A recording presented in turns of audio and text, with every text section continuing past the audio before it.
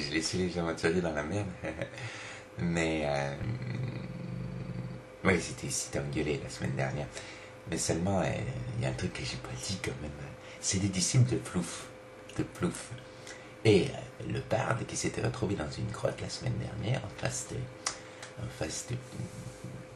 d'une énorme araignée, au-dessus d'un lac, il y avait un dauphin. En fait, il a reçu un don. Ouais, il a reçu un don. Plouf, c'est un dieu généreux, en fait. Bon, d'accord, il impose à ses disciples d'avoir une tête de poulpe quand ils sont au contact de l'eau, mais il leur donne des pouvoirs de vision. Et le barde, en fait, la semaine dernière, il a fait qu'avoir une vision de tout ce qui allait se passer. Oui, une vision qui lui montrait le futur de ce que tout le monde allait vivre. Il se trouve, le barde, à ce moment-là, au moment où il a sa vision, c'est juste au moment où il rentre dans la grotte. Il voit bien qu'eux, ils vont se séparer. Ils vont bien qu'eux, ils vont se retrouver face à Plouf et puis un dauphin, et lui, le barde et le magicien. Il voit bien que les trois autres, le guerrier, le paladin et puis l'andouille des nains, ils vont se retrouver face à une armée drôle, Drider et puis araignée. Il voit bien que la voleuse va tuer le gnome, le seul personnage qui peut les soigner. Alors réfléchis le barde, il se dit putain merde, j'ai une vision, ça vient de Plouf. Comment j'informe mes camarades? Il s'arrête. Et là il leur dit, les amis, on peut pas aller dans la grotte, pas simplement parce que je suis arachnophobe, j'ai une vision. Vous avez encore une vision? C'est la première fois que tu aurais une vision. Non, j'ai une vision, c'est mon Dieu, mon nouveau Dieu. Ah ouais? Oui, le Dieu de l'amour. On est sur la bonne voie, très très bonne voie. Et comme je suis barde et que j'ai chanté souvent l'amour, et qu'on se dirige vers la tombe du Dieu de l'amour, il m'envoie une vision. Là, il leur dit tout ce qui va se passer. Il est sympa, hein? Il leur dit dans les détails même, comment les autres, ils étaient un peu enculés quoi avec eux. Le nain, il dit, oh non, quand même, je ne suis pas enculé comme ça. Et les autres lui font si, quand même, tu seras enculé comme ça, t'es alcoolique, et tu seras enculé comme ça. Ah, conseil de guerre. Vite, retourne au village pour essayer de trouver le gnome. Là, justement, ils arrivent au moment où la voleuse, elle va rentrer dans la maison du gnome. Il l'appelle, il dit, Nana, viens ici. La voleuse, elle arrive. Bon, qu'est-ce qu'on fait? Ce qu'on fait, c'est qu'on va pas tuer le gnome que tu voulais tuer. Ah bon? Ah, elle avait envie un peu, la voleuse, elle s'est excitée. Ils commencent à devenir tous mauvais. Non, on la tue pas, le gnome. On va le prendre, on va l'amener avec nous. Là, il y a effectivement le barde qui demande bêtement, on le prend comment? Les autres le regardent, arrête. Donc, il rentre dans la maison du gnome, il le chope, ils font sa fête quand même. Ils l'attachent bien, un peu partout. Ils lui mettent même des verrous et des sécurités dans des endroits que la morale réprouve, mais je passe sous silence parce que des fois, il y a peut-être des enfants qui regardent ce genre de compte rendu. Et puis, il lui demande au gnome de les guider calmement dans les grottes. Il faut pas être un peu con quand même.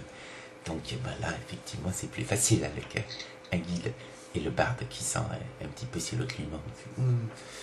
Et le gnome, qu'est-ce qu'il fait? Le barde les s'en rend compte, il les mène vers la grotte où il y a l'hôtel de Plouf. Parce que l'arcanium, c'est une pierre magique qui est poussée dans l'eau et qui est gardée par une sorte d'esprit totémique qui ressemble à un dauphin qu'il va falloir affronter. Ou alors en payant un hommage et en rendant un tribut aux gardiens de cet endroit.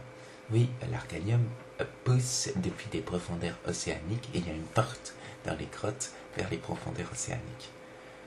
Quel des personnages, quand ils apprennent ça, devoir affronter Plouf à nouveau. Comme la dernière fois. La grosse grogne. Mais en même temps, qu'est-ce que j'y peux? Moi, c'est leur destin. Je veux dire, ils ont été sauvés par Plouf, ils retrouvent Plouf. C'est normal que tout se recoupe pour qu'ils retrouvent à chaque fois Plouf. Alors bon, ils tirent la corde paille pour savoir qui c'est qui va plonger dans l'eau. Afin de chercher de l'arcanium et puis de s'expliquer avec Plouf et deviner qui c'est qui perd. Les bardes. De toute façon, les trois autres, avec un bras en moins nager, ça n'a pas été facile. Bard, il en a un peu marre. Mais bon, Donjons et Dragons, c'est ça. Hein. Quand on joue les rôles de... Je vais pas dire d'homosexuel, mais de Bard, il faut un moment penser comment prendre un retour de bâton.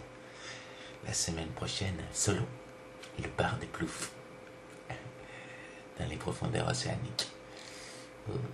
Les autres, ils sont bien marrés. Mais enfin, en même temps, ils peuvent se marrer, ils feront rien la prochaine partie. Peut-être que le Bard gagnera de nouveaux tons. Hein, comme pouvoir parler aux moules. C'est bien ça, parler aux moules. Ou trouver des huîtres perlières. Et ouais, il aura des sorts en rapport avec l'eau. L'eau. Je sais, c'est moins comique, mais c'est pas toujours comique. C'est quand même des aventures de Donjons et Dragons. Des fois, c'est moins rigolo. Ils ne tuent personne. Je m'excuse. Enfin bon, je dois quand même préciser que avec le bazar quand même qu'ils ont fait quand ils ont tiré la courte paille et que le Bard ne voulait pas, il y a peut-être les elfes noirs qui ont entendu du bruit qui vont pas tarder à arriver. Ça sera pour le scénario d'après. Le Bard il sera pas, mais alors putain, qu'est-ce qu'ils vont manger les autres? Il n'y a pas de raison de ne pas partager les malheurs.